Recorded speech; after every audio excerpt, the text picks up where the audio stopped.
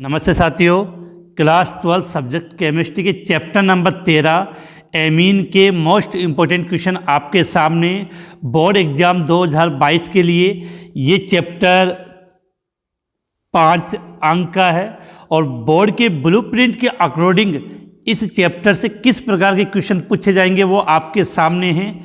तो इस चैप्टर से कुल 5 अंक के क्वेश्चन आएंगे, जिनमें से अतिलघुरात्मक प्रश्नों की संख्या होगी 2। अतिलघुरात्मक प्रश्नों की संख्या होगी 2 और अतिलघुरात्मक होता है 1 नंबर का, तो कुल कितने नंबर के हो गए 2। और एक प्रश्न आएगा दीर्घ उत्तरीय प्रश्न, एक क्वेश्चन आएगा जो 3 नंबर का होगा, इसका मतलब 3, तो कुल कितने नंबर के क्वेश्चन हो गए 5। तो इस प्रकार से इस चैप्टर से 3 प्रश्न पूछे जाएंगे और वो कितने अंक के होंगे 5। अब यहाँ पर मैं एक विशेष बात आपको बताना चाहूँगा कि जो दीर्घ उत्तरी क्वेश्चन होगा वो एक क्वेश्चन आएगा और कितने नंबर का होगा 3, लेकिन यह एक क्वेश्चन 1+1+1 में डिवाइड होगा। विशेष बात याद रखना कि ये बड़ा क्वेश्चन आएगा 3 नंबर का, लेकिन ये कितने नंबरों में डिवाइड होगा 1+1+1। प्लस इस क्वेश्चन में आपको आंतरिक विकल्प का ऑप्शन जरूर मिलेगा। आंतरिक विकल्प का मतलब यहाँ पर आपके अथवा में, अर्थात इस चैप्टर से 2 क्वेश्चन आएंगे बड़े वाले में से, उनमें से आपको एक करना होगा। तो ये थे एमिन वाले चैप्टर में। स्टार्ट करते हैं हम इस इंपॉर्टेंट क्वेश्चनों की इस सीरीज को। तो ये आपका अपना चैनल है, तो अभी तक अगर आपने इसको लाइक शेयर और सब्सक्राइब नहीं किया तो जरूर कर दे, और जो नए स्टूडेंट है वो जरूर सब्सक्राइब करें, जिससे आने वाले दिनों में आपको महत्वपूर्ण वीडियो का नोटिफिकेशन प्लस लिंक प्राप्त हो सके। क्वेश्चन नंबर पैटर्न बिल्कुल ब्लूप्रिंट के अकॉर्डिंग है। तो पहले हम बात करते हैं एमीन से आपके अतिलघुरात्मक प्रश्न आएंगे, तो किस प्रकार के क्वेश्चन आपसे बोर्ड एग्जाम में पूछे जा सकते हैं वो आपके लिए। तो स्टार्ट क्वेश्चन नंबर 1 आपकी स्क्रीन पे। क्वेश्चन नंबर 1 क्या पूछा है कि निम्न अभिक्रिया में x तथा y की पहचान करनी है। ये समीकरण अपने सामने रख दिए। ये क्वेश्चन आपके बोर्ड एग्जाम में 2 से 3 बार आ चुका है। देखो, अभिक्रिया की पहचान करनी है RC+O NH2। इसकी अभिक्रिया हम किससे करवा रहे हैं Br2NaOH। इसका मतलब अगर आपको थोड़ा बहुत भी याद आए तो ये अभिक्रिया कौन सी हो गई। इस अभिक्रिया का नाम होता है हाफमान ब्रोमाइड निम्नीकरण अभिक्रिया। और इस अभिक्रिया में क्या होता है कि जैसे आप ब्रोमीन की अभिक्रिया क्षार के साथ इस एमाइड के साथ कराओगे तो X के रूप में आपका जो उत्पाद प्राप्त होगा वो क्या हो जाएगा RNH2, प्राथमिक एमीन प्राप्त होगा। क्या प्राप्त होगा? प्राथमिक एमीन। अब इस प्राथमिक एमीन की अभिक्रिया हम किससे करवा रहे हैं CHCl3 क्षारीय KOH के साथ, एल्कोहलिक KOH के साथ, क्लोरोफॉर्म के साथ इसकी अभिक्रिया करवाएंगे। तो इस अभिक्रिया की पहचान में नीचे अगर ये लिखा हुआ, इसका मतलब अभिक्रिया कौन सी होगी आपकी कार्बिल एमीन अभिक्रिया। और इस अभिक्रिया में जब इसकी अभिक्रिया करवाएंगे तो Y के रूप में आपका एल्किल आइसोसाइनाइड का निर्माण होगा। तो यहाँ पर आपके बिल्कुल क्लियर होना चाहिए, X के रूप में आपका बन जाएगा RNH2 और Y के रूप में आपका क्या बन गया RNC एल्किल साइनाइड। तो क्वेश्चन नंबर 1 में फिर से मैं फोकस करना चाहूँगा कि इस प्रकार के समीकरण देखकर हमें उत्पाद पूछ लिया जाता है। अब ये उत्पाद हम तभी बना पाते हैं जब हमें अभिक्रिया याद हो। तो इस अभिक्रिया की पहचान क्या है कि जब एमाइड की अभिक्रिया ब्रोमीन और क्षार के साथ करवाते हैं तो वो कौन सी अभिक्रिया हाफमान ब्रोमाइड निम्नीकरण अभिक्रिया। और प्राथमिक एमीन की अभिक्रिया यदि क्लोरोफॉर्म और KH के साथ होती है तो वो कौन सी अभिक्रिया कार्बिल एमीन अभिक्रिया। तो ये दोनों इंपॉर्टेंट रिएक्शन है। अब आपको अगर इसको डिटेल से समझना है तो वीडियो के डिस्क्रिप्शन में इस चैप्टर के कुल 3 पार्ट दे रखे हैं, जिनको आप इजीली देखकर पूरा चैप्टर कंप्लीट कर सकते हो। इसके अलावा जितनी भी इंपॉर्टेंट नेम रिएक्शन है उनका लिंक भी वीडियो के डिस्क्रिप्शन में मैंने दे दिया है, वहाँ से आप इजीली इसको समझ सकते हो। तो क्वेश्चन नंबर 1 में अगर बोर्ड एग्जाम में इस प्रकार क्वेश्चन आता है तो केवल आपको आंसर के रूप में ये बताना है कि यहाँ X का मान RNH2 जिसको हम बोलते हैं प्राथमिक एमीन और Y क्या है एल्किल आइसोसाइनाइड। इसके बाद क्वेश्चन नंबर 2, एनिलीन के डाई एजोटीकरण की रासायनिक समीकरण लिखें। तो एनिलीन का मतलब क्या होता है बेंजीन वलय के ऊपर क्या लिखा है, बेंजीन वलय के ऊपर क्या जुड़ा हो NH2। अब जो डाई एजोटीकरण का मतलब होता है कि इसकी अभिक्रिया नाइट्रस अम्ल से करवाई जाती है। किससे? नाइट्रस अम्ल से। तो नाइट्रस अम्ल का फॉर्मूला होता है HNO2। लेकिन अगर HNO2 से हम अभिक्रिया करवाएंगे तो अभिक्रिया इजीली नहीं समझ पाते, तो इसलिए इस नाइट्रस अम्ल का जो निर्माण होता है वो होता है NaNO2 प्लस HCl से, और यहाँ हम HCl कितने ले लेते हैं 2। अब देखो इस अभिक्रिया में बनता क्या है, तो इस अभिक्रिया में आपको जो उत्पाद बनेगा उसको यहाँ से समझो कि एनिलीन की अभिक्रिया हमने किससे करवा दी है, नाइट्रस अम्ल से या NaNO2 प्लस HCl के मिश्रण से। तो यहाँ से आपका Na, यहाँ से आपका Cl, तो क्या बाहर चला गया आपका NaCl, NaCl बाहर निकल गया। अब देखो यहाँ से 2H, यहाँ से 2O और यहाँ से 2H, इसका मतलब यहाँ से 2 जल के अणु बाहर चले गए। अब शेष क्या बचा, ये आपकी बेंजीन वाले, यहाँ N, ये N था, दूसरा N देखो ये शेष बच गया, तो इस N को लिख दिया डबल बॉन्ड N, और ये देखो एक Cl बच गया ये। तो ये हो गई एनिलीन की डाई एजोकरण की रासायनिक समीकरण। ये जो उत्पाद बना इसका हम नाम जरूर लिख दें, इसका नाम होगा benzene diazonium chloride, benzene diazonium chloride. इसके बाद अगर हम बात करें क्वेश्चन नंबर 3, तो क्वेश्चन नंबर 2 आपको बिल्कुल उम्मीद है समझ में आ गया होगा और बहुत अच्छा क्वेश्चन बनता है। और एक चीज़ रखना कि ये आपने क्या था एनिलीन, तो जरूरी नहीं क्वेश्चन ऐसा पूछा जाए, ये क्वेश्चन आपको इस प्रकार से भी पूछ सकता है कि एनिलीन से क्या बनाओ, benzene diazonium chloride. Question number 3 आपके सामने, एनिलीन है वो फ्रीडल क्राफ्ट अभिक्रिया नहीं देता है, क्यों? बहुत अच्छा क्वेश्चन है और इंपॉर्टेंट क्वेश्चन है, पूछ सकते हैं आपसे कि एनिलीन है वो फ्रीडल क्राफ्ट अभिक्रिया क्यों नहीं देता है। तो एनिलीन फ्रीडल क्राफ्ट अभिक्रिया क्यों नहीं देता, तो सबसे पहले बात देखना, फ्रीडल क्राफ्ट जो अभिक्रिया होती है वो लुईस अम्ल की उपस्थिति में होती है। फ्रीडल क्राफ्ट अभिक्रिया किसकी उपस्थिति में होती है, लुईस अम्ल के रूप में। और लुईस अम्ल के रूप में या तो हम लेते हैं AlCl3 एल्यूमिनियम क्लोराइड या फेरिक क्लोराइड का प्रयोग किया जाता है। पहले बात तो ये क्लियर होनी चाहिए कि फ्रीडल क्राफ्ट अभिक्रिया किसकी उपस्थिति में, लुईस अम्ल अर्थात AlCl3 या FeCl3 की उपस्थिति में करवाई जाती है। अब देखो ये लुईस अम्ल हो गए, इसका मतलब AlCl3 लुईस अम्ल है, FeCl3 लुईस अम्ल है। और ये आपने पढ़ा कि जो एनिलीन होता है उसमें इस एनिलीन को हम क्या बोल सकते हैं, लुईस क्षार। तो एनिलीन है वो लुईस क्षार की तरह व्यवहार करता है, और जो फ्रीडल क्राफ्ट अभिक्रिया में जो उत्प्रेरक हम काम में लेते हैं वो लुईस अम्ल लेते हैं। तो इस कारण से क्या होगा कि लुईस अम्ल लुईस क्षार के साथ क्रिया करके लवण का निर्माण कर लेता है। तो इसके लैंग्वेज कैसे लिखनी है इस आंसर की, वो मैं यहाँ पर आपको लिख रहा हूँ, उसको एज इट इज आप इससे याद कर लोगे कि देखो एनिलीन फ्रीडल क्राफ्ट अभिक्रिया नहीं देता है, क्योंकि यहाँ से याद करेंगे, क्योंकि AlCl3 एक लुईस अम्ल है, AlCl3 एक लुईस अम्ल है जो एनिलीन किसकी तरह व्यवहार करेगा, यहाँ पे लुईस क्षार की तरह। तो AlCl3 एक लुईस अम्ल है जो एनिलीन अर्थात लुईस क्षार के साथ क्रिया करके लवण बना देता है। इस लवण से एनिलीन के नाइट्रोजन परमाणु पर, इस लवण से एनिलीन के नाइट्रोजन परमाणु पर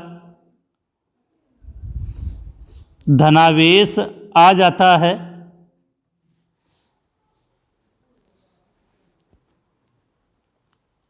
जिससे यह अभिक्रिया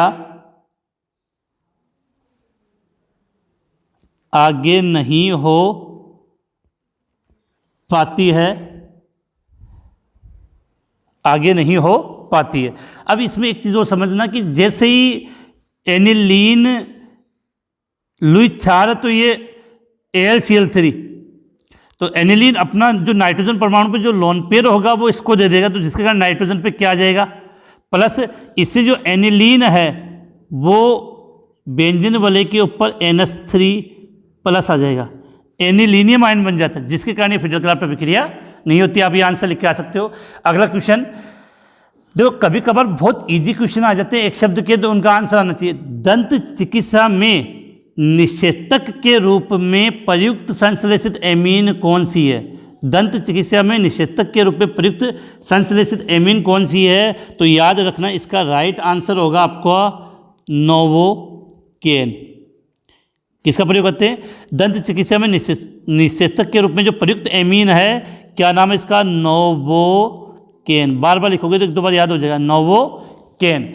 इसके पश्चात नेक्स्ट क्वेश्चन आपकी स्क्रीन पे, ट्राईमेथिल एमीन का कक्षक चित्र बनाइए। कक्षक चित्र बनाइए, ये बुक में दे रखा है, और अपना जो माध्यमिक शिक्षा बोर्ड ने अपना मॉडल पेपर जो जारी किया था, मॉडल पेपर, उस पेपर में भी ये क्वेश्चन दिया हुआ है, तो काफ़ी इंपॉर्टेंट है। ट्राईमेथिल एमीन का कक्षक का चित्र बनाइए, ये आपकी स्क्रीन पे आ चुका है, आप इसका स्क्रीनशॉट लेकर इसको बना सकते हो। इसके बाद हम बढ़ते हैं नेक्स्ट क्वेश्चन की तरफ, क्वेश्चन नंबर 6। तो क्वेश्चन नंबर 6 आपके सामने, सल्फेनिलिक अम्ल की ज्यूटर आयन संरचना बनाइए। तो पहले तो हमें ये सीखना पड़ेगा सल्फेनिलिक अम्ल क्या होता है।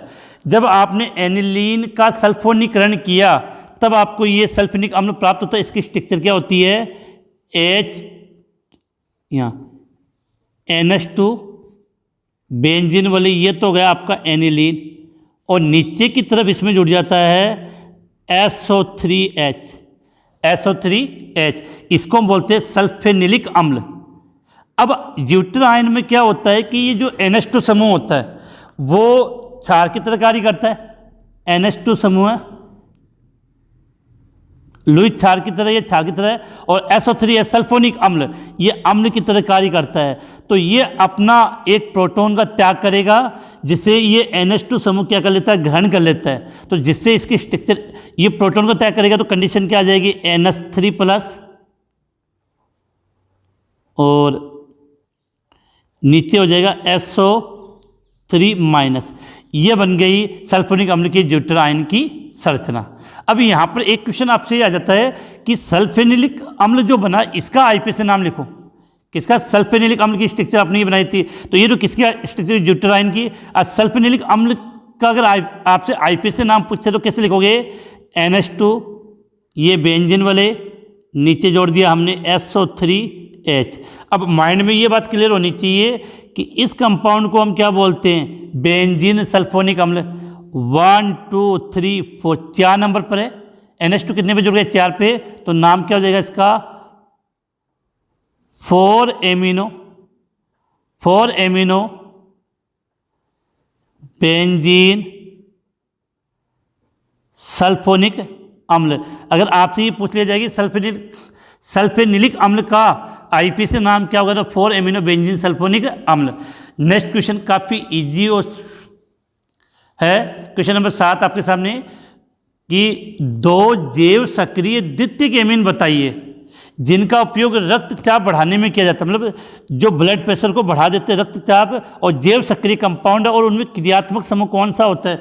द्वितीयक एमीन। तो इसके 2 एग्जाम्पल है, बिल्कुल अच्छे से याद कर लेना। एड्रीनेलिन, एक का नाम तो क्या हो गया? एड्रीनलिन, तथा दूसरे का नाम आपका इफेड्रिन। ये आपके इस चैप्टर के बुक के पहले पेज पर दे रखे, तो काफ़ी इंपॉर्टेंट है। तो रक्तचाप बढ़ाने में, रक्तचाप, तो 2 नाम याद करने, एक तो एड्रीनलिन और दूसरा इफेड्रिन। थोड़े नाम टफ है, लेकिन 1-2 बार लिखोगे तो याद हो जाएगा, जिनका उपयोग रक्तचाप बढ़ाने में किया जाता है, और ये 2 जैव सक्रिय कंपाउंड है। अगला क्वेश्चन, बेनेड्रिल का उपयोग बताइए। बेनेड्रिल क्या है? तो बेनेड्रिल के लिए एक सिंपल सी बात आपको याद करनी है कि बेनेड्रिल का उपयोग किया जाता है प्रतिस्टेमिन के रूप में। प्रतिस्टेमिन के रूप में। तो बेनेड्रिल का उपयोग किस रूप में किया जाता है? प्रतिस्टेमिन के रूप में। और जो बेनेड्रिल है, इसमें आपका जो एमीन होता है वो तृतीयक एमीन के रूप में होता है। कौन से एमीन के रूप में? तृतीयक एमिनो जो समूह है वो इसमें उपस्थित होता है। अब काफ़ी बच्चे ये कन्फ्यूजन होंगे कि प्रतिस्टेमिन, ये चैप्टर नंबर आपके 16 से रिलेटेड है, जो वर्तमान में है नहीं है। तो प्रतिस्टेमिन का मतलब होता है कि जो जिनका जो एलर्जी होती है वो अपने स्टेमिन के कारण होती है। तो स्टेमिन को रोकने के लिए, एलर्जी को कम करने के लिए जिसका प्रयोग करते हैं वो होता है प्रतिस्टेमिन। और इसका अच्छा सा एग्जाम्पल याद किया गया बेनेडिल। उम्मीद है इजीली आपको याद हो जाएगा। अगला क्वेश्चन आपके स्क्रीन के सामने कि एमीन की क्षारीय प्रकृति दर्शाने वाली, एमीन की क्षारीय प्रकृति दर्शाने वाली रासायनिक समीकरण लिखे। तो एक सिंपल से समीकरण लिखते हैं एमीन के रूप में। तो यहाँ प्राथमिक एमीन में लिख रहा हूँ RNH2।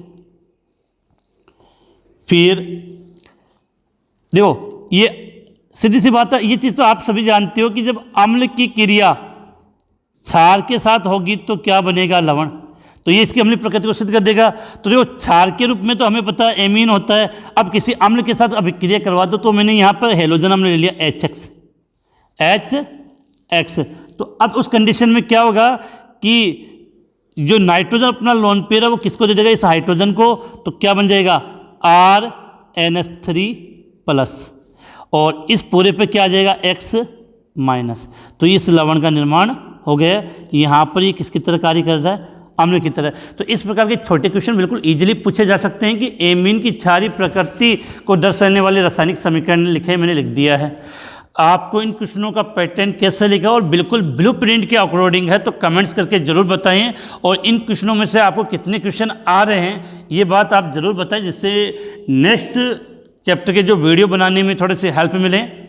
इसके अलावा एक कमेंट्स आप ज़रूर करें कि आप कहाँ से हैं, कि मैं भी देख पाऊँ कि मेरा वीडियो है वो भारत में, इंडिया में कहाँ पहुँच जाता है, पहुँच रहा है। अब बात करते हैं क्वेश्चन नंबर 10। क्वेश्चन नंबर 10 काफ़ी अच्छा और इम्पोर्टेंट है कि एनिलीन से फेनिल आइसोसाइनाइड प्राप्त करने का समीकरण लिखें। क्वेश्चन नंबर 10 आपके सामने कि एनिलीन से फेनिल आइसोसाइनाइड प्राप्त करने की अभिक्रिया आपको लिखनी है। अब देखो पहले तो माइंड में क्लियर होना चाहिए कि एनिलीन से फेनिल आइसोसाइनाइड, आपके पूरे चैप्टर में आइसोसाइनाइड का जो हमने निर्माण किया था वो कौन सी अभिक्रिया के द्वारा किया था, कार्बिल एमीन अभिक्रिया के द्वारा। ठीक है, तो अब जो एनिलीन मतलब इसको मैं इस प्रकार से बना रहा हूँ, बेंजीन वलय के ऊपर क्या जुड़ा होगा, NH2।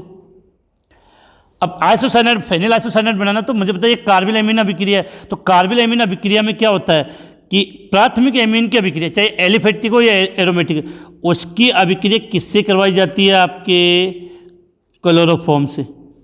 किससे, क्लोरोफॉर्म से। किसकी उपस्थिति में, क्षार की उपस्थिति में, तो KOH की उपस्थिति में। किसकी उपस्थिति में, KOH की उपस्थिति में यह अभिक्रिया करवाई जाती है। अब देखो बनेगा कैसे उसको समझना है। तो यहाँ पर आपको बिल्कुल क्लियर होना चाहिए कि 3K के साथ 3 Cl बाहर चले जाएंगे, चला गया। अब देखो 2H यहाँ से, 1H यहाँ से और 3 OH ये मिल जाएंगे। इसका मतलब 2 जल के अणु बाहर निकल जाएंगे। इसका मतलब क्या बाहर चला गया समझना चाहो तो यहाँ से कि 3K Cl बाहर चले गए प्लस 3 जल का अणु बाहर चला गया। अब जो शेष बचा उसको जोड़ दो, तो बेंजीन वाले बची हुई है। इस बेंजीन वाले के साथ क्या है, N, और लास्ट में शेष क्या बचा, C। तो NC को आप क्या बोलते हो, आइसोसाइनाइड। अब तो नॉर्मली इसका नाम क्या हो गया, फेनिल आइसोसाइनाइड। अगर CN हो तो साइनाइड, NC को आइसोसाइनाइड। और ये किससे बनाया आपने, एनिलीन से। किससे बनाया, एनिलीन से। नेक्स्ट क्वेश्चन इससे भी काफ़ी महत्वपूर्ण और बोर्ड एग्जाम में ज़रूर पूछा जा सकता है। उससे पहले वीडियो को लाइक ज़रूर कर दें, क्योंकि जितने व्यू आते उससे कम लाइक आते, तो आप लाइक करना भूल जाते हो। और अच्छा लगे तो दिल बड़ा करके वीडियो को ज़्यादा से ज़्यादा शेयर करें, जिससे आपके और भी साथी इसका फ़ायदा उठा सके। क्वेश्चन नंबर 11 आपकी स्क्रीन के सामने कि निम्न यौगिकों को उनके बढ़ते क्षारीय सामर्थ्य में व्यवस्थित कीजिए। तो क्षारीय सामर्थ्य के कौन से क्रम में लिखना है, बढ़ते हुए क्रम में। अब देखो पहले मैं इसका नाम लिख रहा हूँ, NH3 को आप क्या बोलते हो, अमोनिया। C6H5NH2 का मतलब क्या हो गया आपका, एनिलीन। और चाहो तो आप इसके लिए क्या बोल सकते हो, एरिलेमीन। अब देखो यहाँ पे जो C2H5 है इसको आप क्या कहते हो, एथिलेमीन। पर्टिकुलर नाम तो एथिलेमिन है, और चाहो तो आप क्या लिख सकते हो, ये एक प्रकार का एल्किल एमीन है। मैंने मेरी क्लास में आपको साफ साफ समझाया था कि एल्किल समूह जुड़ने पर क्षारीयता में वृद्धि होती है।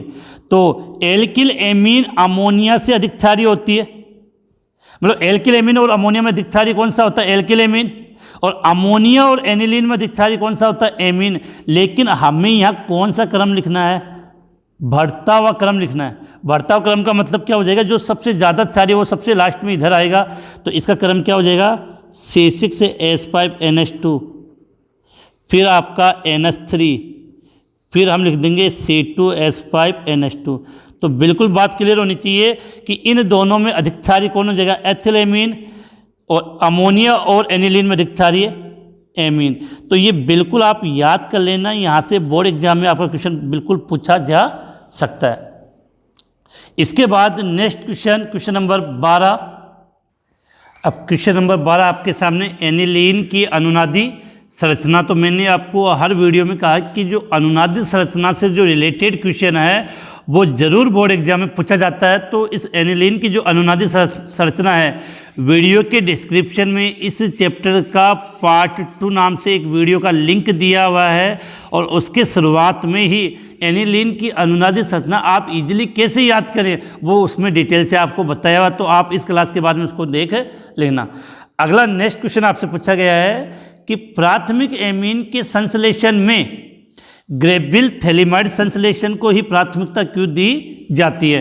कहने का मतलब है कि जब आपको प्राथमिक एमीन का निर्माण करना होता है तो मुख्यतः ग्रेबिल थैलिमाइड संश्लेषण अभिक्रिया द्वारा ही इसका निर्माण किया जाता है, क्योंकि इसमें क्या होता है कि केवल प्राथमिक एमीन प्राप्त होता है, द्वितीयक और तृतीयक एमीन का मिश्रण प्राप्त नहीं होता। इस कारण से शुद्ध अवस्था में आपको यहाँ पर प्राथमिक एमीन प्राप्त हो जाता है। तो इसका जो आंसर लिखना है वो हम इस प्रकार से लिख सकते हैं कि प्राथमिक एमीन के संश्लेषण में ग्रेबिल थैलिमाइड संश्लेषण को प्राथमिकता दी जाती है, क्योंकि यह शुद्ध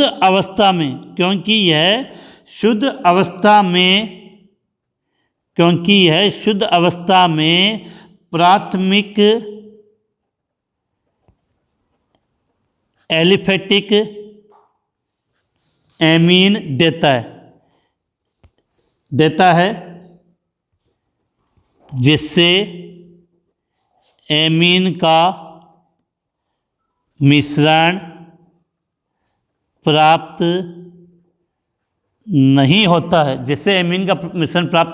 नहीं होता है, तो प्राथमिक एमीन के संश्लेषण में ग्रेबिल थैलिमाइड संश्लेषण को भी प्राथमिकता दी जाती है। लेकिन एक ध्यान रखना कि ग्रेबिल थैलिमाइड संश्लेषण के द्वारा एरोमेटिक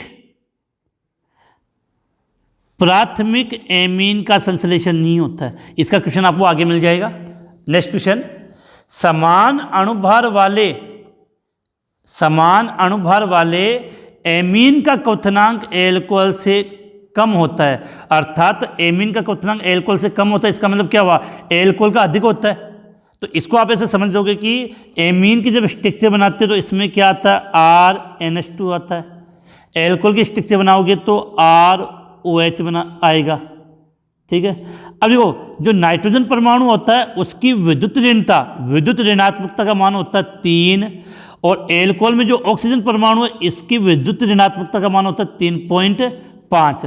तो एल्कोहल में ऑक्सीजन परमाणु उपस्थित होता है जिसकी विद्युत ऋणात्मकता नाइट्रोजन परमाणु की विद्युत ऋणात्मकता से अधिक होती है, जिसके कारण एल्कोहल में जो हाइड्रोजन बंध बनता है वो परबल बनता है, किसकी तुलना में, एमीन की तुलना में। अब परबल बंध बनेगा तो उसको तोड़ने में समय ज़्यादा लगेगा। तो इस क्वेश्चन का आंसर आप किससे लिखोगे कि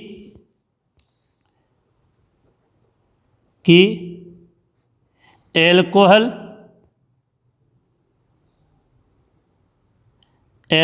में उपस्थित ऑक्सीजन परमाणु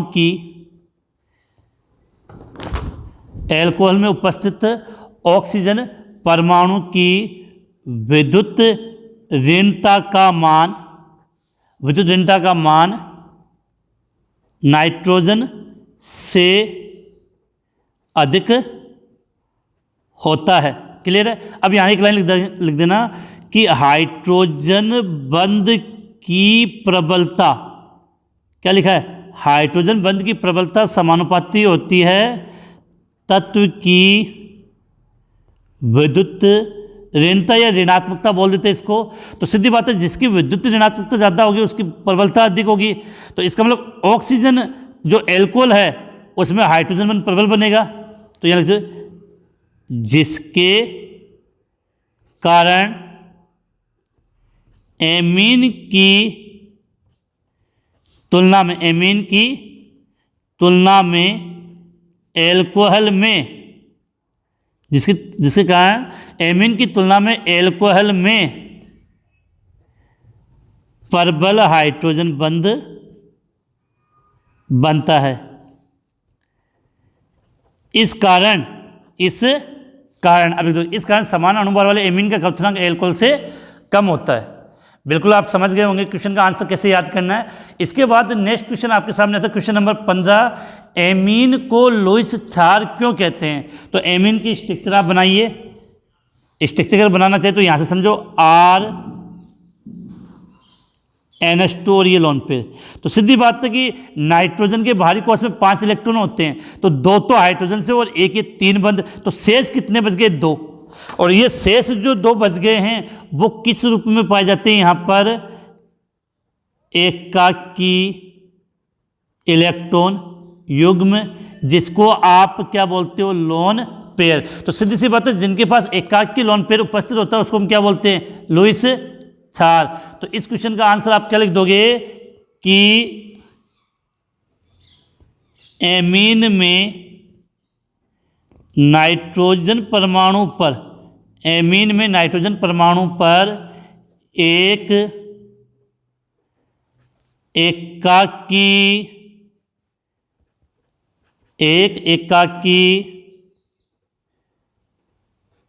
इलेक्ट्रॉन युग्म, एमीन में नाइट्रोजन परमाणु पर एक एकाकी इलेक्ट्रॉन युग्म उपस्थित होता है, जिसके कारण एमीन को लुईस क्षार कहते हैं। तो क्वेश्चन का आंसर बिल्कुल इजीली आपको समझ में आ गया होगा। इसके बाद क्वेश्चन नंबर 16 की बात करें यहाँ पे कि प्राथमिक एमीन जल में विलय होता है जबकि तृतीयक एमीन नहीं, क्यों। तो जो प्राथमिक एमीन की स्ट्रक्चर बनाओ पहले आप। तो यहाँ लिखा मैंने RNH, ये हो गया प्राथमिक एमीन। और तृतीयक एमीन की स्ट्रक्चर क्या होगी, RNR। अब देखो, जल में वही कंपाउंड विलय होगा जो जल के साथ क्या बनाए, हाइड्रोजन बंध। तो प्राथमिक एमीन के पास ये 2 हाइड्रोजन होते हैं जो हाइड्रोजन बंध जल के साथ क्या बना लेंगे, हाइड्रोजन बंध। लेकिन इस एमीन के पास एक भी हाइड्रोजन नहीं है तो ये हाइड्रोजन बंध नहीं बनाता। तो प्राथमिक एमीन के पास हाइड्रोजन है इसलिए क्या बना लेगा, हाइड्रोजन बंध। तो इस कारण से ये जल में विलय होता है, जबकि तृतीयक एमीन के पास हाइड्रोजन नहीं है तो ये हाइड्रोजन बंध नहीं बनाएगा, तो ये जल में विलय नहीं है। तो इस क्वेश्चन का आंसर अगर आप लिखना चाहो तो ये लिख सकते हो कि प्राथमिक एमीन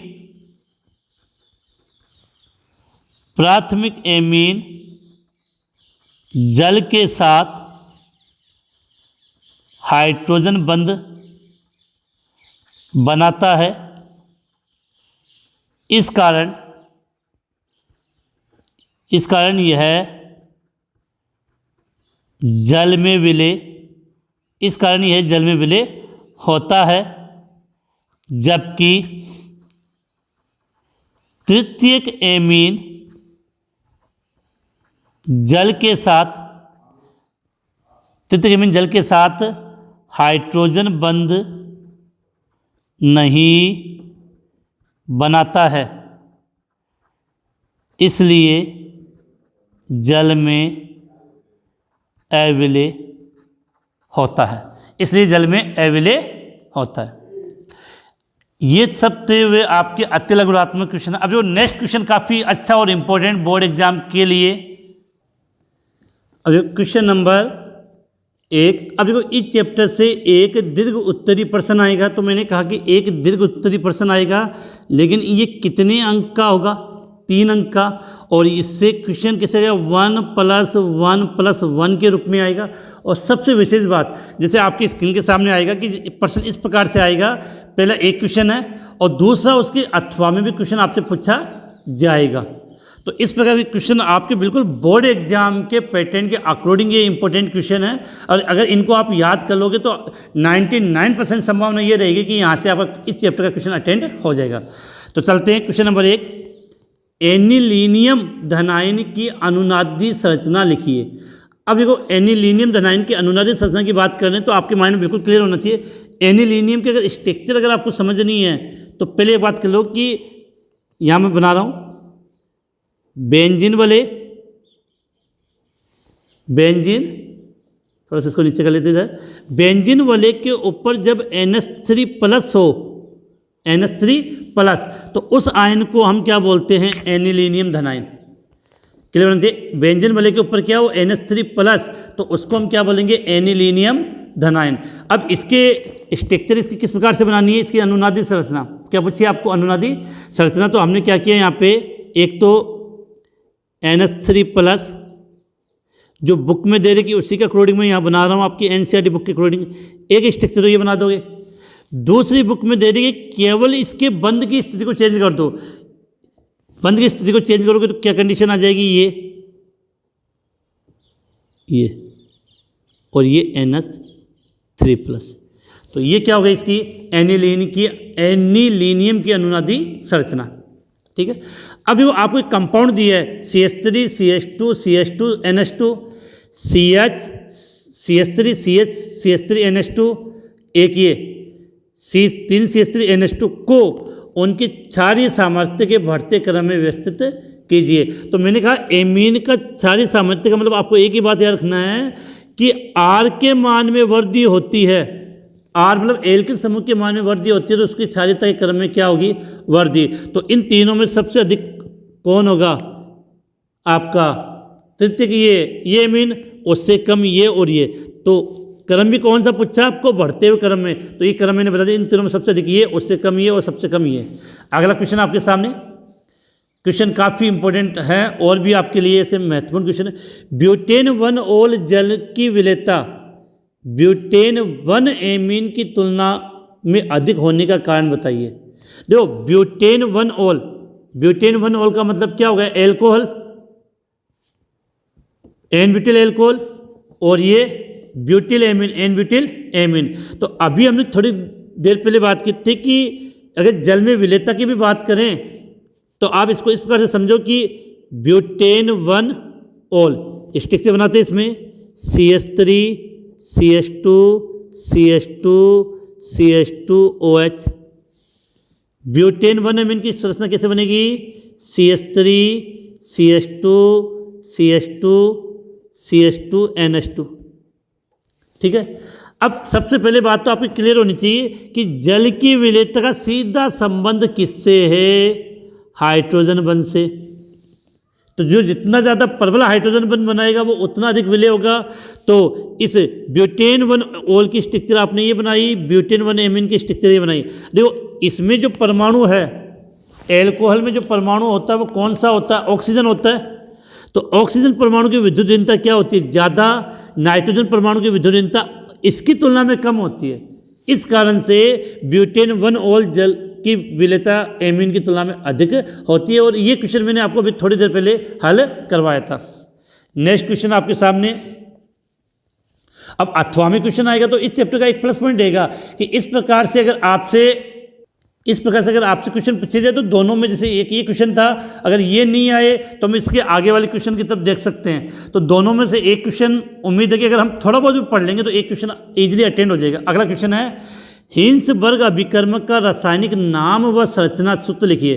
क्वेश्चन का आंसर क्या लिखोगे, हिंसबर्ग अभिकर्मक का रासायनिक नाम व संरचना सूत्र। तो हिंसबर्ग अभिकर्मक का पहले तो सूत्र क्या होता है, C6H5SO2Cl। अब हमें इसका संरचना सूत्र बनाना तो कैसे बनाओगे, ये हमने यहाँ पर क्या बना दिया, इसकी बेंजीन वाले, उसके बाद एस है तो एस, दो ओ है तो डबल बॉन्ड ओ Cl। ये हो गया हिंसबर्ग अभिकर्मक का संरचना सूत्र। अब नाम की बात थी तो इसके नाम की बात करें, इसको हम क्या बोलेंगे, बेंजीन सल्फोनील क्लोराइड। तो हिंसबर्ग अभिकर्मक का रासायनिक नाम क्या होगा, बेंजीन सल्फोनील क्लोराइड, और ये हो गई इसकी संरचना सूत्र।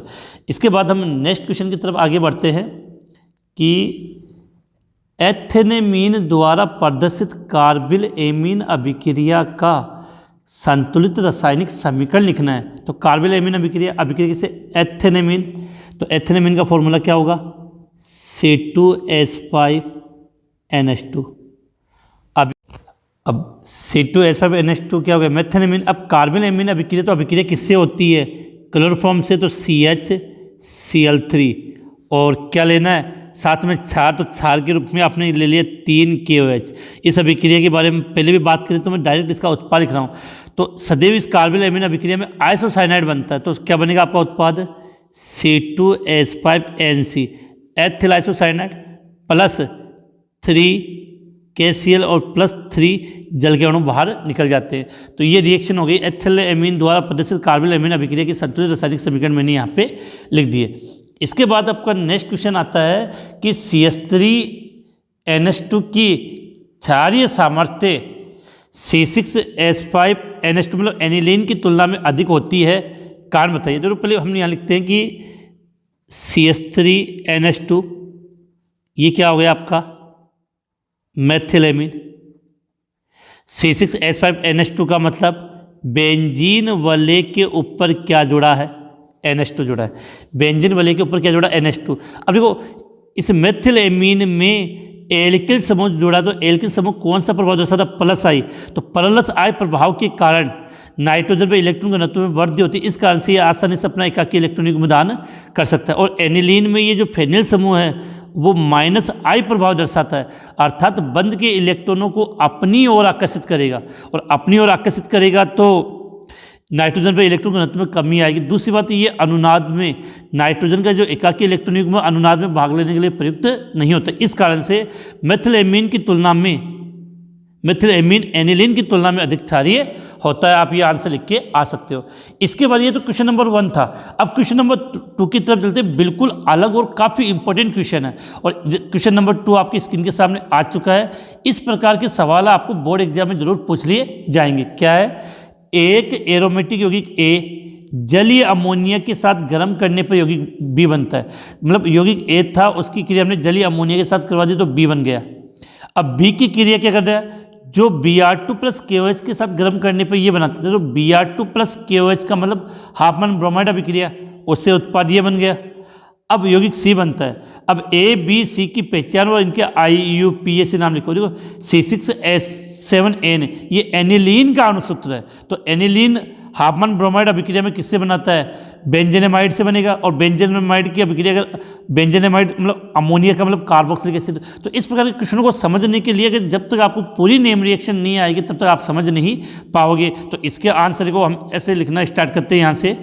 तो आंसर कैसे लिखोगे, पहले तो बात आपकी क्लियर में होनी चाहिए, अभिक्रिया कैसे हो रही है। आपके पास कंपाउंड A है, एक की अभिक्रिया आपने अमोनिया से करवाई अर्थात NH3 से करवाई, तो आपका कंपाउंड क्या बन गया, B की आपने हाफमैन ब्रोमाइड अभिक्रिया की अर्थात Br2 + KOH से, तो आपका कंपाउंड बन गया C। ये था। अब अपने इस पर्सन के अकॉर्डिंग आपको C क्या दिया है, बेंजीन वलय के ऊपर NH2 ये दिया। ठीक है, काउंट कर सकते हो, इसको हम लिख सकते हैं C6H5NH2। तो काउंट करोगे तो 6 कार्बन 7 हाइड्रोजन और 1 नाइट्रोजन। क्लियर हो गया, ये एनिलीन। अब हमें पता है एनिलीन अगर आप हाफमैन ब्रोमाइड अभिक्रिया से बनाओगे तो इसका मतलब सीधी सी बात है कि ये यहाँ पर आपका क्या होगा, एमाइड होगा। तो बेंजीन के रूप में एमाइड क्या होगा आपका CONH2, इसका क्या नाम हो गया, बेंजेनेमाइड। अब ये उत्पाद हमें कब प्राप्त हुआ, जब हमने इसकी अभिक्रिया किससे करवाई, अमोनिया से। तो सीधी बात है अमोनिया की क्रिया, किसकी, अमोनिया की क्रिया जब हम किससे करवाएं, कार्बोक्सिलिक अम्ल से। किससे, कार्बोक्सिलिक अम्ल से तब ये बनेगा तरीका क्या था, यहाँ से एक OH और एक H यहाँ से बाहर चला जाएगा तो ये बन जाएगा। तो ये कंपाउंड आपका A हो गया, ये B हो गया और ये C हो गया। अब देखो एक का नाम बेंजीन वाले के ऊपर COOH है, तो इसको हम क्या बोलेंगे, बेंजोइक अम्ल। बेंजीन वाले के ऊपर CONH एमाइड है, तो इसका नाम हो जाएगा बेंजेनेमाइड। और ये आपका क्या बन गया, एनिलीन। क्या बन गया, एनिलीन बन गया। तो उम्मीद है कि ये क्वेश्चन समझ में आ गया होगा। और इस प्रकार के क्वेश्चन आपको बोर्ड एग्जाम में जरूर मिलते हैं और काफ़ी इजी है। बस अगर आपको जितनी भी ये रिएक्शन अगर याद है तो क्वेश्चन में कोई परेशानी नहीं है। इसके बाद हम इसके नेक्स्ट क्वेश्चन की तरफ आगे चलते हैं। क्वेश्चन काफ़ी बड़ा है, पढ़ोगे तो आपको टाइम लग जाएगा कि, लेकिन क्वेश्चन काफ़ी अच्छा है कि यौगिक A एक एरोमेटिक एमीन है। एरोमेटिक एमीन नॉर्मली एनिलीन ही मिलेगा, जो 273 से 278 केल्विन ताप पर NaNO2 प्लस HCl की क्रिया से यौगिक B बनाता है। अब देखो ये लिखा होने का मतलब अभिक्रिया कौन सी हो गई, डाई एजोकरण हो जाएगा, तो उससे बेंजीन डाई एजोनियम लवण बन जाता है। अब जो यौगिक बना उसको BF4 से क्रिया कराने पर जो उत्पाद बनता है उसकी क्रिया NaNO2 प्लस Cu की उपस्थिति में गर्म करने पर यौगिक C बना। अब C का उन्होंने क्या किया, SN प्लस HCl की उपस्थिति में अपचयन कर दिया, तो जो यौगिक बनता है वो वापस से आपका A बन जाता है, पुनः A प्राप्त होता है। तो यौगिक A बेस का साधारण नाम लिखिए और प्रयुक्त सभी अभिक्रियाओं के समीकरण लिखिए। तो सीधी सी बात है कि इस प्रकार के क्वेश्चन समझने के लिए पहले आप इस क्वेश्चन को लिखें और उसके बाद स्टेप बाय स्टेप इसको आगे बढ़ाने की कोशिश करें। तो इसका आप आंसर कैसे लिखोगे, देखो आपकी स्क्रीन के सामने मैं स्टार्ट करता हूँ इसको लिखना। और अगर आपने इन क्वेश्चनों की प्रैक्टिस कर ली तो आपको पूरा चैप्टर है वो बिल्कुल मुँह जबानी याद हो जाएगा। और पर्सन इस प्रकार के अगर पसंद आते हैं तो वीडियो को जरूर लाइक शेयर और सब्सक्राइब करना ना भूलें। पर्सन को समझते हैं तो सबसे पहले देखिए यौगिक A आपको एरोमेटिक एमीन दिया है, तो एरोमेटिक एमीन में नॉर्मली हमने मान लिया एनिलीन होगा, तो उसको हम इस प्रकार से लिख रहे हैं यहाँ पे। एनिलीन का मतलब बेंजीन वाले के ऊपर आपका NH2। क्लियर हो गया। अब इसकी अभिक्रिया 273 से 278 केल्विन पर NaNO2 प्लस HCl, तो यहाँ बिल्कुल पहचान में आ जानी चाहिए ये अभिक्रिया कौन सी हो गई, डाई एजोटोकरण, ये डाई एजोटीकरण बोलते हैं। NaNO2 प्लस HCl के साथ अभिक्रिया करवा दी, तो हमें पता है कि डाई एजोकरण जब अभिक्रिया होगी तो उससे क्या बनेगा, बेंजीन डाई एजोनियम लवण। तो ये बन गया आपका N2Cl। तो ये कंपाउंड आपका A हो गया, ये कंपाउंड आपका क्या हो गया, B हो गया। ठीक है। अब क्या किया, आपको यौगिक की जो B प्राप्त हुआ उस यौगिक की क्रिया HBF4 फ्लोरोबोरिक अम्ल से करवाई। HBF4 फ्लोरोबोरिक अम्ल से करवाई, तो इस रिएक्शन में क्या होता है कि यहाँ से H और यहाँ से ये Cl आपका बाहर चला गया, HCl क्या हो गया, बाहर चला गया, शेष कंपाउंड जुड़ जाता है, ये बन गया आपका। तो क्या हो जाएगा यहाँ पे N2BF4, इसको बोलते हैं बेंजीन डाइएजोनियम फ्लोरोबोरेट। आपको अब जो उत्पाद प्राप्त हुआ उसकी क्रिया NaNO2 प्लस Cu के साथ, तो जब इसकी क्रिया हम किसके साथ करवाएंगे, NaNO2 और Cu की उपस्थिति में, तो अब जो सीधी सी बात है कि ये जो Na है वो इसके साथ जुड़ जाएगा, N2 गैस के रूप में बाहर निकल जाएगा, तो यहाँ पर आपको नाइट्रोबेंजीन NO2 प्राप्त हो गया, नाइट्रोबेंजीन, और साथ में आपका N2 प्लस NaBF4 अलग हो गया। तो नाइट्रोबेंजीन, तो कंपाउंड सह आपको क्या प्राप्त हुआ, नाइट्रोबेंजीन।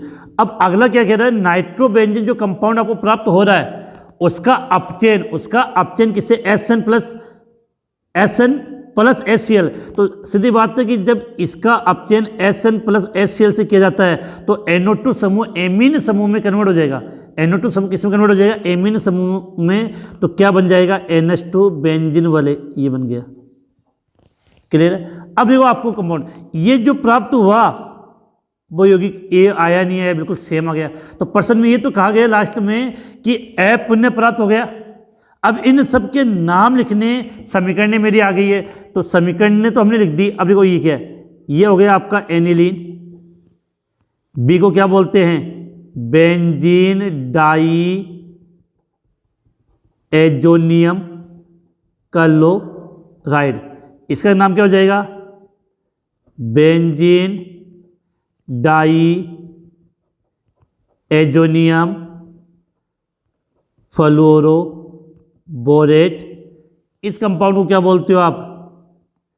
Nitro benzene. तो पर्सन टफ नहीं है। अगर आपको फिर भी क्वेश्चन टफ लग रहा है तो मैंने पार्ट थ्री के अंदर डाई एजोनियम लवण को कैसे याद करना बहुत इजीली समझा है, वहाँ से आप इसको याद कर सकते हो। तो उम्मीद है कि क्वेश्चन नंबर 2 का जो अथवा वाला पोर्शन है आप इसको इजीली कर लोगे। अब हम नेक्स्ट क्वेश्चन की तरफ आगे बढ़ते हैं। अब देखो, प्राथमिक एरोमेटिक एमीन का संश्लेषण ग्रेबिल थैलेमाइड संश्लेषण द्वारा नहीं होता है, क्यों? सबसे पहले बात याद करना है कि आपकी जो ग्रेबिल थैलेमाइड संश्लेषण अभिक्रिया है वो नाभिक स्नेही प्रतिस्थापन अभिक्रिया का एक उदाहरण है। किसका? नाभिक स्नेही प्रतिस्थापन अभिक्रिया का उदाहरण है। अब क्या होता है कि जब आप एरोमेटिक एमीन लोगे, क्या लोगे? एरोमेटिक एमीन लोगे तो इसमें अभिक्रिया में एरिल हैलाइड से करवानी होती है। तो इसका आंसर ऐसे लिखोगे कि प्राथमिक एरोमेटिक एमीन का संश्लेषण ग्रेबिल थैलेमाइड संश्लेषण द्वारा नहीं होता है, क्योंकि एरिल हैलाइड, तो एरोमेटिक एमीन बनाने के लिए किसकी आवश्यकता पड़ेगी आपको? एरिल हैलाइड थैलेमाइड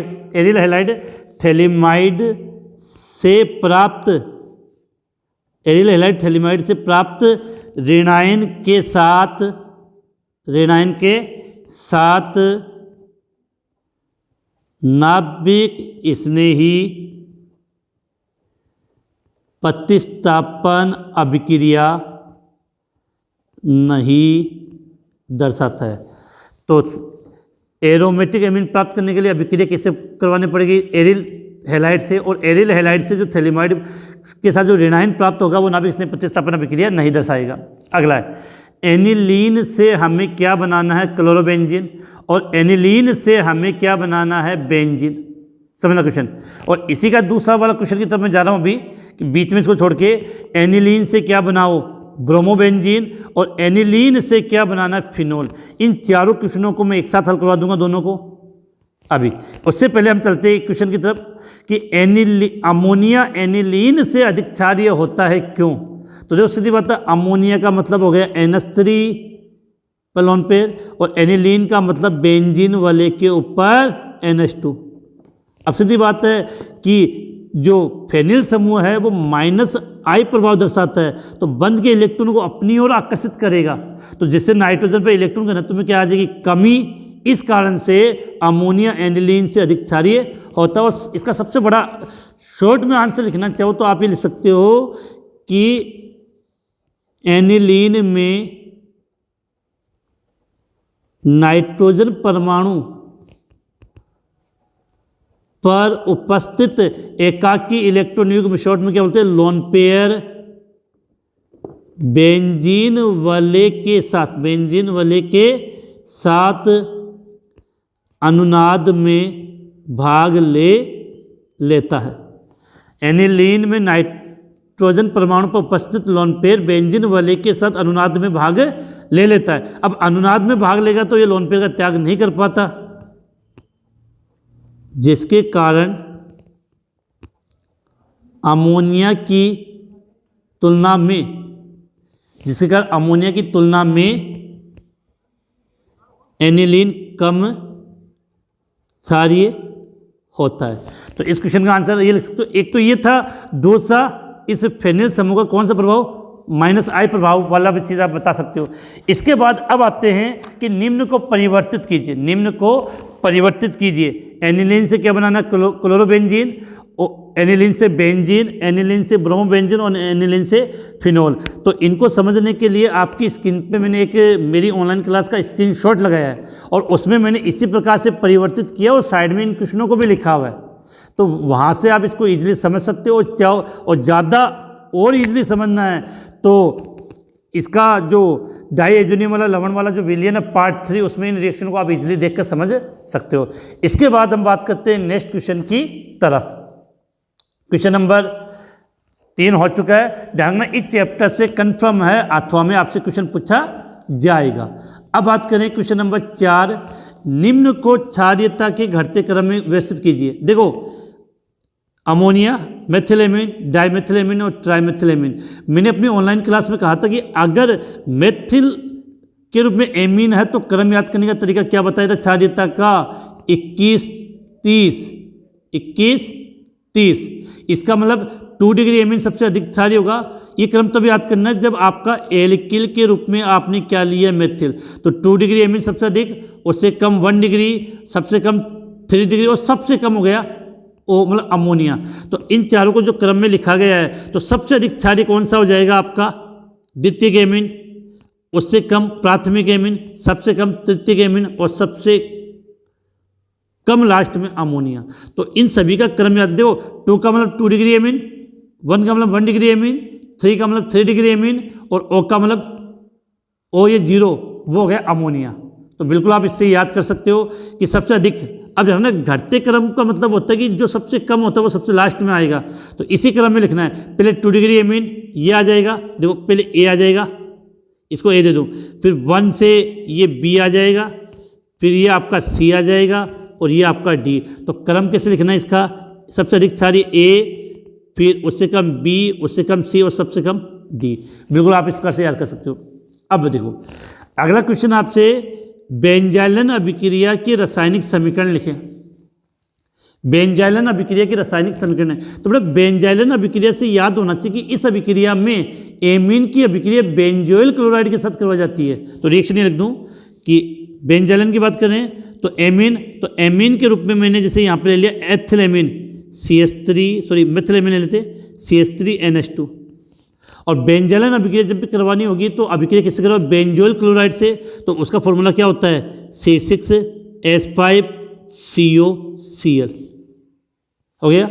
इस क्रिया को करवाएंगे तो अब देखो थोड़ा सा अपना IQ यूज लगा लो कि यहाँ से आपका Cl और यहाँ से एक H बाहर चला जाएगा, तो -HCl क्या हो गया, बाहर चला गया। तो क्या बन गया, CH3NH, फिर आपका आ गया CO, C double bond O और फिर C6H5। ये आपका एमाइड बन गया। क्या बन गया, एमाइड। अगर इसका नाम भी लिखना चाहो तो ये इससे जुड़ा तो इसका नाम हो जाएगा एन मेथिल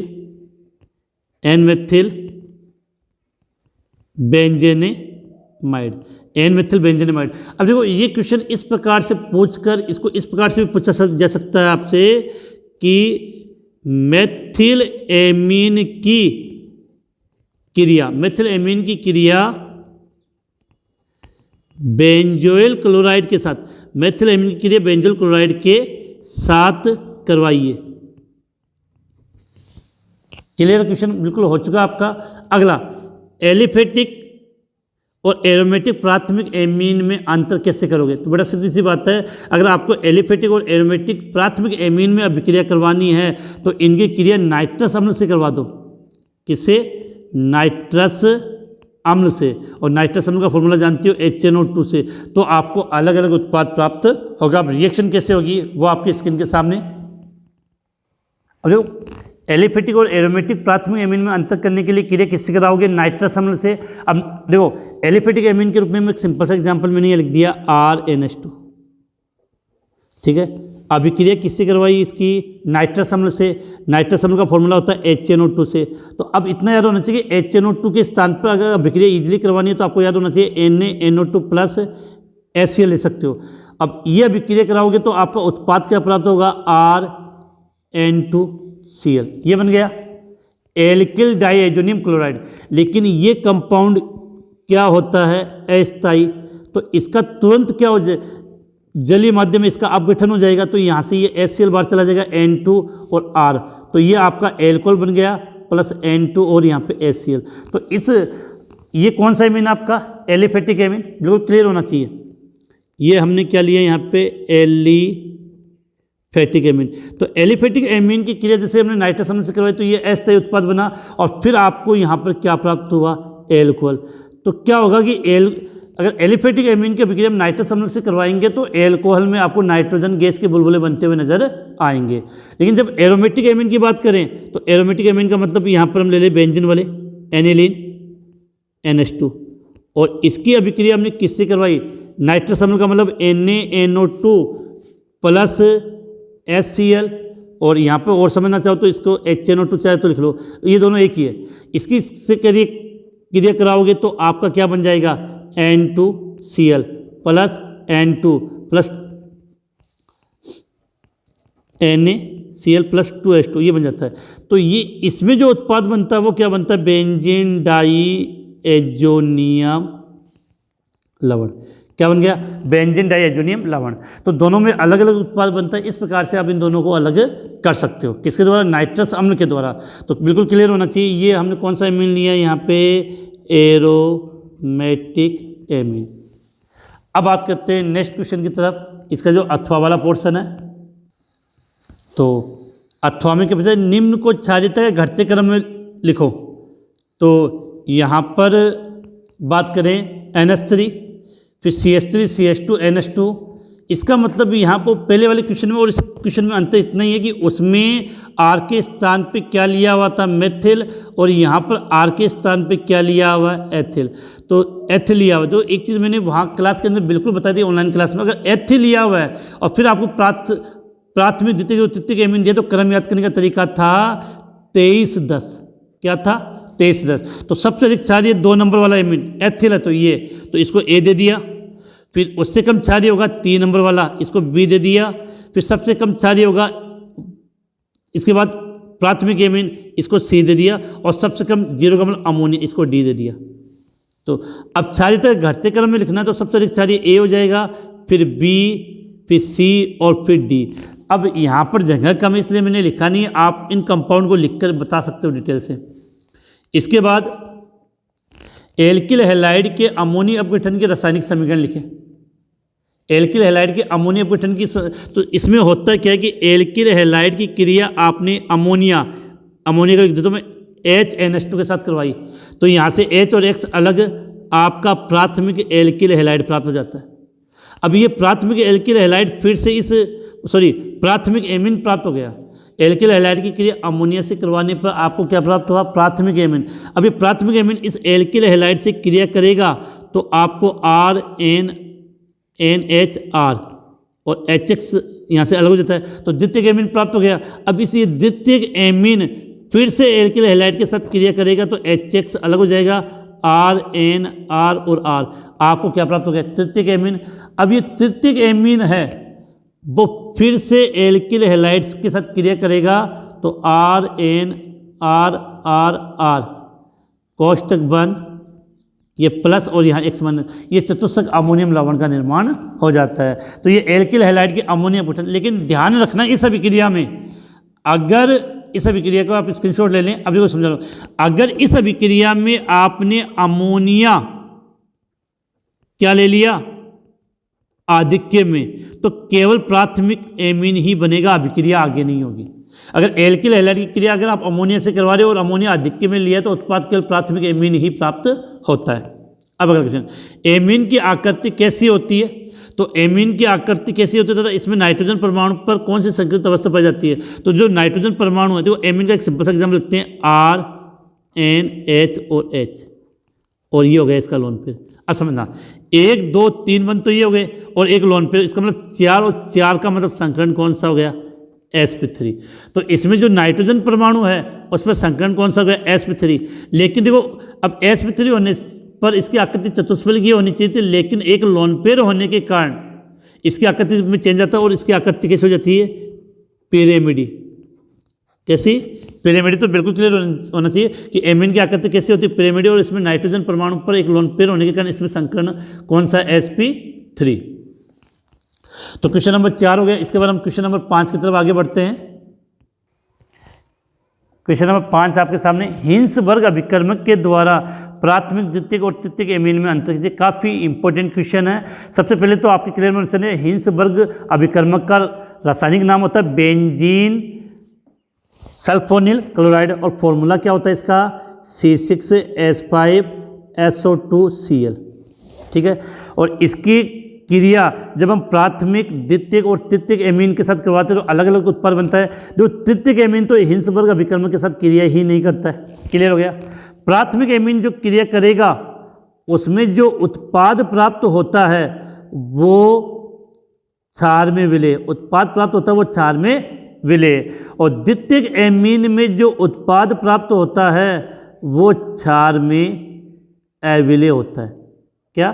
द्वितीयक एमीन जो सीधी सी बात है, हिंसबर्ग अभिकर्मक का formula C6H5SO2Cl, benzene sulphonyl chloride नाम होगा इसका। प्राथमिक एमीन के साथ जो अभिक्रिया होगी तो जो उत्पाद प्राप्त होगा वो क्षार में विलय होगा। द्वितीयक एमीन के साथ अभिक्रिया कराएंगे तो जो उत्पाद प्राप्त होगा वो क्षार में अविलय होता है, और तृतीयक एमीन क्रिया ही नहीं करता। इस प्रकार से आप इसको अलग कर सकते हो। इसकी जो रिएक्शन है उसका एक स्क्रीनशॉट है जो मेरी ऑनलाइन क्लास का है, वो आपके स्क्रीन के सामने है, आप उसको अच्छे तरीके से लिख के नोट करके समझ सकते हो। इसके बाद अगले क्वेश्चन की तरफ आगे बढ़ते हैं। ये क्वेश्चन काफ़ी अच्छा है। बेंजीन डाई एजोनियम आयन की अनुनादित संरचना बनाइए। इसका मतलब क्या होगा कि बेंजीन वाले पे आपका होता है एन डबल बॉन्ड एन और यहाँ होता है प्लस का, तो इसके बारे में आपको बताना ये किसके स्टिक से बेंजीन डाई एजोनियम आयन, और इसकी आपको क्या बनानी, अनुनादी संरचना। तो इसकी अनुनादी संरचना का स्क्रीन किताब के अकॉर्डिंग आपके स्क्रीन के सामने, और इसको आप बना के प्रैक्टिस कर सकते हो। इसके बाद आपका नेक्स्ट क्वेश्चन है, निम्न को परिवर्तित कीजिए। बेटा ध्यान रखना, इस प्रकार क्वेश्चन काफ़ी पूछे जाएंगे। क्या बेंजीन डाई एजोनियम क्लोराइड से आपको एक तो क्या बनाना है, पैरा अमीनो एजोबेंजिन और पैरा हाइड्रोक्सी एंजोबेंजिन। तो जो बेंजीन डाई एजोनियम क्लोराइड का फॉर्मूला क्या होता है, N2Cl, ये हो गया। अब देखो पैरा अमीनो एजोबेंजिन बनाना तो सीधी सी बात है कि इसकी अभिक्रिया किससे करवा दी हमने, एनिलीन से। तो यहां से H इससे करवा दी एनिलीन से, और पैरा हाइड्रोक्सी एजोबेंजिन बनाना है तो इसकी रिएक्शन है वो मैंने फिनॉल से करवा दी। किससे करवा दी, फिनॉल से। तो इस रिएक्शन में क्या होता है कि यहाँ से ये H और यहाँ से ये Cl बाहर चला जाता है, इसके साथ क्रिया करेगा, और इसमें सीधी सी बात है कि इसके नीचे H होगा तो ये H और यहाँ से ये Cl बाहर चला जाता है, तो उससे जो उत्पाद होगा वो पैरा एजोबेंजिन और पैरा हाइड्रोक्सी एजोबेंजिन प्राप्त हो जाएगा। इसकी रिएक्शन कैसे लिखनी है वो आपकी स्क्रीन के सामने आ गई है, ढंग से लिख सकते हो, समझ सकते हो, बिल्कुल ईजिली भाषा में समझाया गया है। इसके साथ अब इस चैप्टर के लास्ट क्वेश्चन की तरफ हम बात कर लेते हैं। क्वेश्चन नंबर 6, निम्न अभिक्रियाओं की, क्वेश्चन नंबर 6 दोनों है अथवा में इसके अंदर, कि निम्न अभिक्रियाओं की केवल क्या लिखनी है, रासायनिक समीकरण, ग्रेबिल थैलेमाइड संश्लेषण अभिक्रिया, नंबर 2 हाफमान ब्रोमाइड निम्नीकरण अभिक्रिया, नंबर 3 कार्बिल एमीन अभिक्रिया। या इसके अथवा में क्वेश्चन क्या है, NH2 समूह है, क्या होता है, ऑर्थो और पैरा निर्देशी। लेकिन एनिलीन का जब हम नाइट्रीकरण करते हैं तो मेटा उत्पाद प्राप्त होता है, क्यों। दूसरा, एसिटेनिलाइड की क्या बनाओ, अनुनादी संरचना बनाइए। और अगला, प्राथमिक एमीन का क्वथनांक तृतीयक एमीन से अधिक होता है, क्यों। तो लास्ट क्वेश्चन सदैव आपके लिए होता है कि जितनी क्वेश्चन मैंने हल करवा दिए वो लास्ट क्वेश्चन अगर आप हल करके मुझे व्हाट्सएप पर सेंड करते हो तो मुझे ये पता चल जाता है कि कितने स्टूडेंट ने मेरी ये क्लास है लास्ट तक अटेंड की है, और इसको हल करके मेरे व्हाट्सएप नंबर 9079242041 पर मैसेज कर दें। और इन तीनों name reaction very very important है। अगर आपको आती है तो अच्छी है, नहीं आए तो वीडियो के डिस्क्रिप्शन में लिंक दिया है, उसको आप देखकर अच्छे तरीके से इनको समझ सकते हो। वीडियो कैसा लगा, क्वेश्चन का स्टैंडर्ड कैसा है, कमेंट्स में ज़रूर बताएं, और अपने जितने भी साथी हैं उनको ज़्यादा से ज़्यादा शेयर करें। आज की क्लास हम अब यहीं समाप्त करते हैं। जल्द ही आपके नेक्स्ट चैप्टर के भी इम्पोर्टेंट क्वेश्चन लेकर आ रहा हूँ। जय हिंद, जय भारत।